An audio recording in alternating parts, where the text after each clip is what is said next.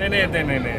निधीचा मुद्दा जो मी उपस्थित केला DPTC-कडनं किंवा राज्य सरकारच्या ED विभागाकडनं जो निधी मिळतो त्या निधीच्या बाबतीमध्ये मी खऱ्या अर्थाने बोललो. नगरसेवकांच्या फार मोठ्या अपेक्षा आहेत. त्या अपेक्षा पूर्ण होण्याच्या दृष्टिकोनातून निधी सर्व समान वाटप झाला पाहिजे आणि त्यांनी त्यांचा त्या ठिकाणी दुजोरा दिला की जी काही समन्वय समिती महाराष्ट्राच्या स्तरावर निर्माण झालेली त्याच्यात जो रेशो ठरलेला आहे स्थानिक लोकप्रतिनिधींबरोबर चर्चा करून तो निधीचं वितरण करावं.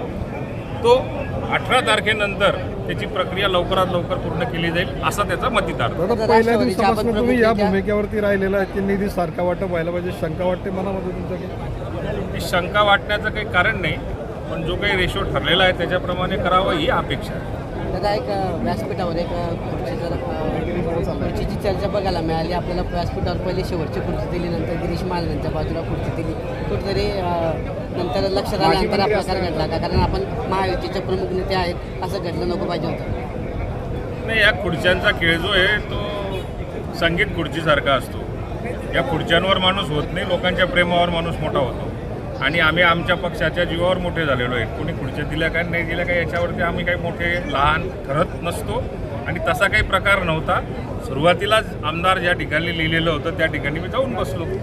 दादा, आपण या निवडणुकांमध्ये बघितलेलं आहे बऱ्याचदा की महायुतीतल्या घटक पक्षांना सोबत घेतलं जातं, मात्र नंतर कुठेतरी वादविवाद पक्षांमध्ये होतात. नंतरच्या ज्या निवडणुका असतात त्याच्यामध्ये भाजप कुठेतरी दादागिरी करतं. नगरपालिका निवडणुकीमध्ये देखील ते बऱ्याचदा पाहायला भेटले. अशा वेळेस मात्र तुम्हाला सोबत घेतलं जातं. नाही, महायुतीमधले समजा जर का गैरसमज स्थानिक स्वराज्य संस्थांमध्ये ज्या काही निवडणुका झालेल्या असतात, परस्पर आपापसात ज्या निवडणुका लढलेल्या असतात त्याच्यामुळे थोडेफार ठिणगी पडलेली असते, पण ती मिटवण्याची जबाबदारी आता महायुतीच्या सगळ्या तिन्ही घटक पक्षांनी ती स्वीकारलेली आहे. ती मिटवण्याचा प्रयत्न होईल.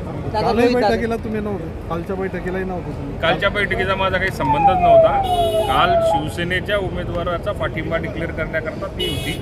राष्ट्रवादी काँग्रेस पक्षाच्या उमेदवाराचा भरलेला अर्ज माघारी घेण्याकरता ज्या दिवशी बैठक होती त्या दिवशी मी होतो. दादा, राष्ट्रवादीच्या रोहित पवारांचं आंदोलन सुरू आहे. आंदोलनाचा या ठिकाणी 3रा दिवस आहे. कर्जमाफीच्या अटीसंदर्भात त्यांचं आंदोलन सुरू आहे. त्यांना खूप शुभेच्छा आहेत.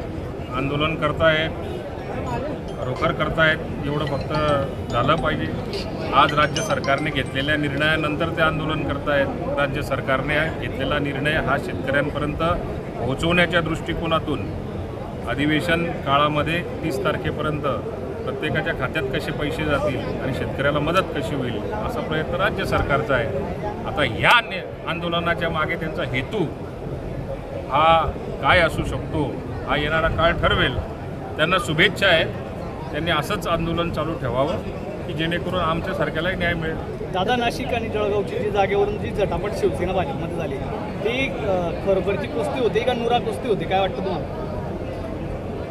नाही, ती खरोखरची कुस्ती म्हणण्याचं काही कारण नाही. एकदा सूत्रवरचं जर का ठरलं तिन्ही पक्षांचं, नाशिकची जागा जरी शिवसेनेला मिळाली होती तर राष्ट्रवादी काँग्रेस पक्षाची भूमिका नाशिक जिल्ह्यामध्ये आमची शिवसेनेच्या उमेदवाराच्या पाठीमागे उभं राहण्याचीच होती. ही भारतीय जनता पार्टीला मिळाली तर आम्ही या ठिकाणी भारतीय जनता पार्टीच्या उमेदवाराच्याच मागे उभं राहणार होतो. थोडंसं मिसअंडरस्टँडिंग झालं आणि फॉर्म भरून दिला, प्रत्येकाला वाटतं. दादा, शिवसेनेत बंडखोरी पाहायला मिळाली, मात्र राष्ट्रवादीमध्ये तुम्ही निर्णय घेतला का आणि त्यामुळे बंडखोरी झालेली आहे? तुमच्याकडे बंडखोरीची तयारी होती असं वाटतं? आमच्याकडे बंडखोरीची तयारी असं काही म्हणता येणार नाही. आमची अपेक्षा होती. राहिला प्रश्न सुनेत्रा वहिनींचा आम्हाला निरोप आला, तटकरे साहेबांचा निरोप आला. आमचं आदेशाचं पालन तातडीने झालं. राष्ट्रवादी काँग्रेस पक्ष हा नेतृत्वावर विश्वास ठेवून शिस्तबद्ध पद्धतीने चालणारा पक्ष आहे. ज्या ज्या ठिकाणी त्यांनी सांगितलं माघार घ्यायची त्या संपूर्ण महाराष्ट्रातल्या सगळ्या माघारी केवळ फक्त सुनेत्रा वहिनींच्या एका निरोपानंतरच त्या माघारी ताबडतोब झाल्या.